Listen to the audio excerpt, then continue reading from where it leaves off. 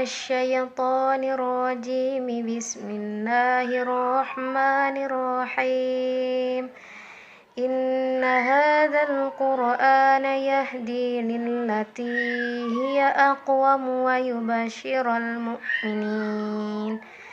ويبشر المؤمنين الذين يعملون الصالحات أن لهم أجرا كبيرا, yang artinya sesungguhnya Al-Quran ini memberikan petunjuk kepada jalan yang paling lurus dan memberi kabar gembira kepada orang-orang mukmin yang mengerjakan amal soleh bahwa bagi mereka ada pahala yang besar. Quran Surat Al-Isra ayat 9. Keajaiban lain Al-Quran adalah memberitahukan sejumlah peristiwa yang akan terjadi di masa mendatang. Perhatikan Quran Surat Al-Fat, surat ke-48 ayat 27 yang memberikan kabar gembira kepada orang beriman bahwa mereka akan menaklukkan Mekah yang saat itu dikuasai kaum kafir.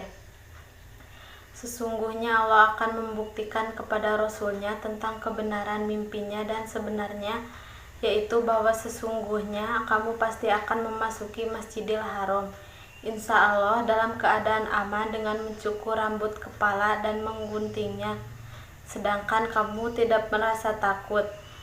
Maka Allah mengetahui apa yang tidak kamu ketahui dan Dia memberikan sebelum itu kemenangan yang dekat. Quran Surat Al-Fat, surat ke-48 ayat 27.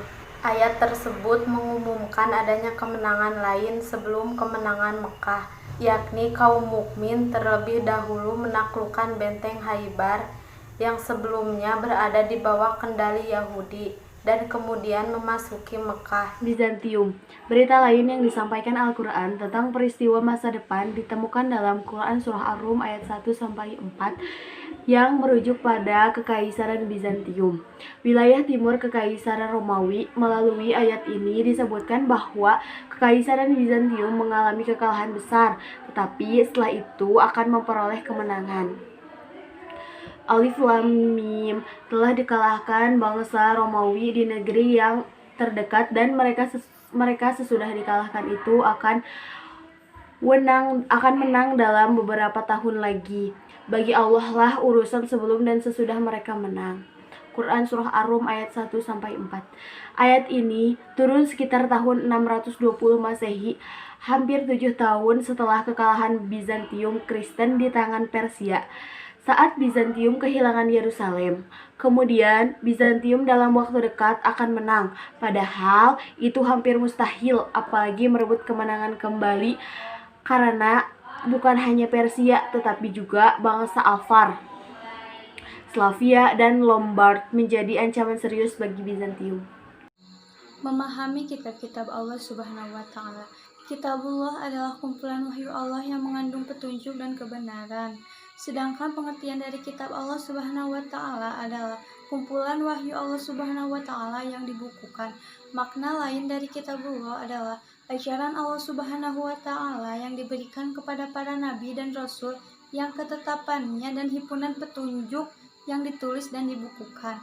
Adapun pengertian iman kepada kitab-kitab Allah Subhanahu wa Ta'ala adalah meyakini dengan sepenuh hati bahwa Allah Subhanahu wa Ta'ala telah menurunkan kitab-kitab kepada para nabi dan rasul sebagai pedoman kehidupan, kebahagiaan dunia dan akhirat. Adapun 3 makna yang berkaitan dengan kewajiban mengimani kitabullah, yakni meyakini bahwa 1. Allah Subhanahu wa Ta'ala telah menurunkan 4 kitab, yaitu Taurat, Injil, Zabur, dan Al-Quranul Karim. 2. Al-Quran menjadi kitab suci yang diturunkan terakhir yang membenarkan sebagian ajaran sekaligus korektor terhadap ajaran-ajaran kitab sebelumnya.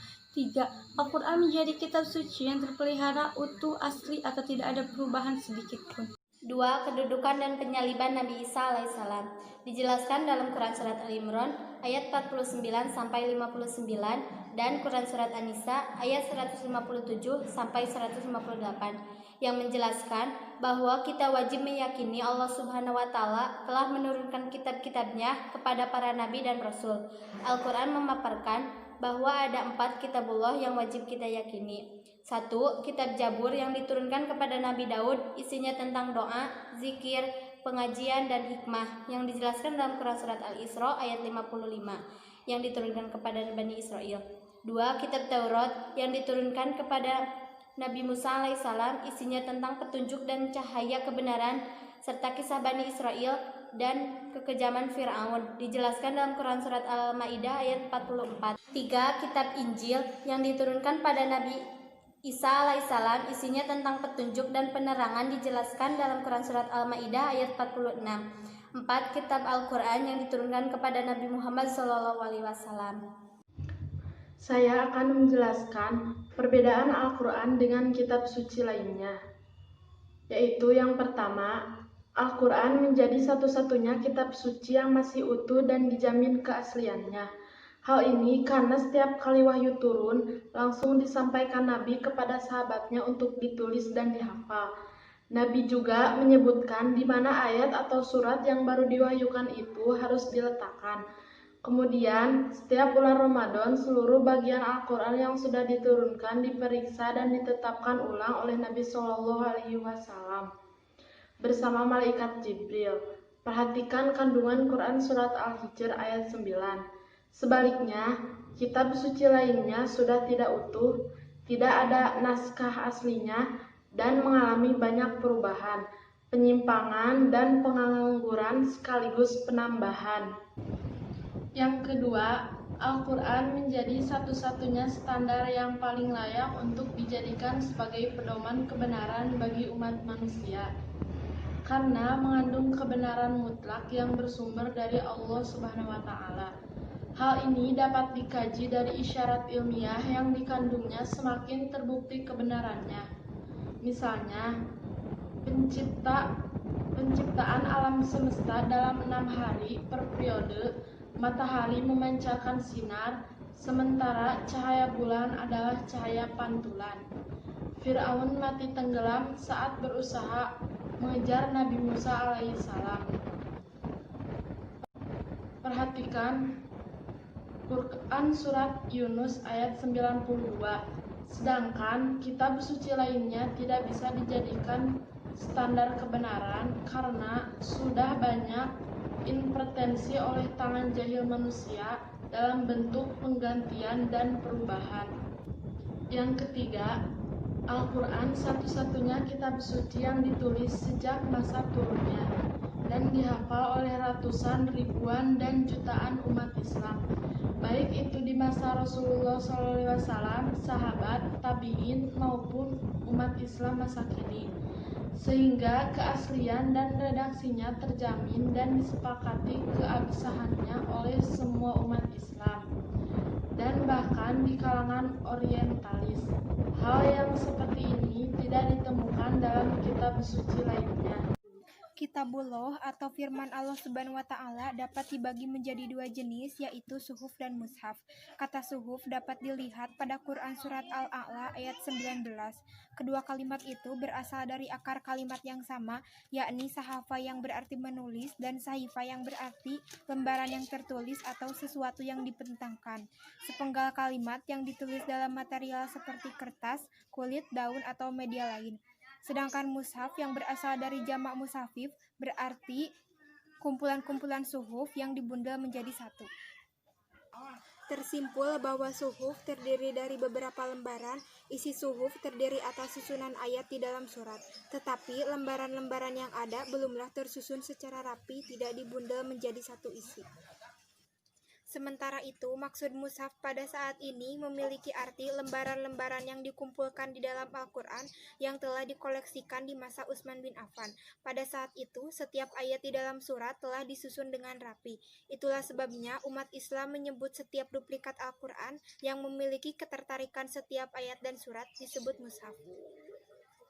Pentingnya beriman kepada Kitabullah. Semua orang ingin sukses dan berhasil, tetapi tidak semua orang berhasil menggapainya, disebabkan tidak menempuh jalan-jalan yang sudah dibentangkan Allah Subhanahu wa Ta'ala. Jalan itu adalah agama yang termaktub dalam Kitabullah. Namun perhatikan dengan seksama, realitas kehidupan saat ini tidak banyak manusia yang konsisten mengamalkan agamanya. Akibatnya, hidupnya menunai kegagalan dan kesengsaraan. Sebaliknya, keberhasilan dan kesuksesan akan diraihnya, asalkan menempuh jalan yang benar, melewati jalan kesungguhan, dan cara-cara yang benar. Allah Subhanahu wa Ta'ala berfirman yang artinya, "Dan masuklah ke rumah-rumah itu dari pintu-pintunya." Quran Surat Al-Baqarah ayat 189. Maksudnya, jika ingin sukses menjadi pelajar, tentu harus disiplin, menaati peraturan, rajin belajar, dan menghindari kemalasan dan kecurangan. Namun harus menjadi kesadaran bersama. Semakin sulit jalan dilalui, semakin besar kesuksesan yang diraih. Itu hukum sunatullah yang harus kita ikuti. Meskipun jalan-jalan itu ada yang rinci dan ada pula yang masih umum. Semua itu sudah dibentangkan Allah Subhanahu wa Ta'ala melalui kitabullah untuk dijadikan petunjuk dan mengurangi setiap roda kehidupan. Tujuan pokok Al-Quran. Menurut sejarah diturunkannya Al-Quran, ada 3 tujuan pokok Al-Quran.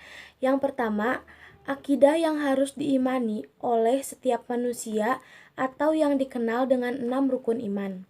Yang kedua, syariat, yaitu mengenai hukum-hukum yang harus diikuti manusia dalam hubungannya dengan Allah Subhanahu wa Ta'ala, sesama dirinya sendiri atau dengan alam sekitarnya, atau yang dikenal dengan 5 rukun Islam. Yang ketiga, akhlak, yaitu norma-norma agama, akhlak dan perilaku yang harus diikuti oleh manusia dalam lingkup pribadi dan masyarakat. Kedudukan Al-Quran. Kedudukan Al-Quran ada 4. Yang pertama sebagai wahyu Allah Subhanahu wa Ta'ala, yang kedua sebagai mukjizat Nabi Muhammad SAW, yang ketiga pedoman hidup bagi setiap manusia dalam menjalankan setiap aspek kehidupan agar mencapai kehidupan yang bahagia dan sukses. Yang keempat sebagai korektor dan penyempurnaan kitab-kitab Allah sebelumnya yang bernilai abadi.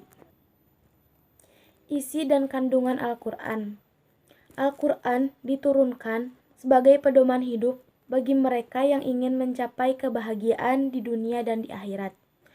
Ajaran yang ada di dalam Al-Quran mencakup semua aspek kehidupan. Hanya saja, tidak banyak umat muslim yang mengamalkannya, sehingga hidupnya menjadi gagal, galau, dan sengsara. Bukti kebenaran Al-Quran. Ada 3 bukti kebenaran Al-Quran yang dapat diajukan.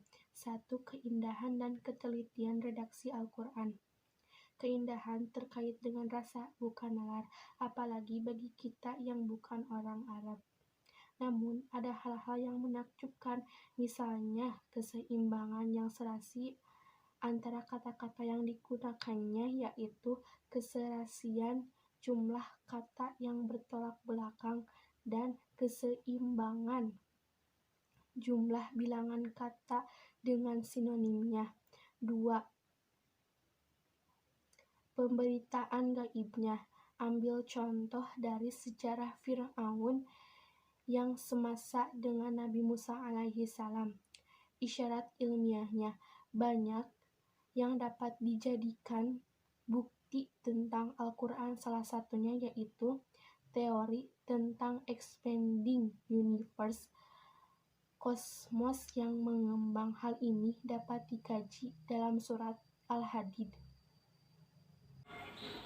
Cara Al-Quran mencapai tujuan. Yang pertama, mengajak manusia memperhatikan alam semesta agar tumbuh kesadaran bahwa ada pencipta yang memberi bimbingan. Sekaligus dengan mempelajari akan menemukan rahasia-rahasia yang dapat mempermudah hidupnya sehingga nyaman dan sukses. Yang kedua, mengajak manusia untuk memperhatikan jati dirinya sehingga mengetahui sisi kelebihan dan kekurangannya dalam ikhtiar menata hidupnya yang sejalan dengan petunjuk Allah Subhanahu wa Ta'ala. Yang ketiga, mengajak memperhatikan sejarah umat manusia agar dapat menarik pelajaran dari mereka, baik saat menoreh tinta emas peradaban maupun saat runtuh dan tumbangnya peradaban mereka.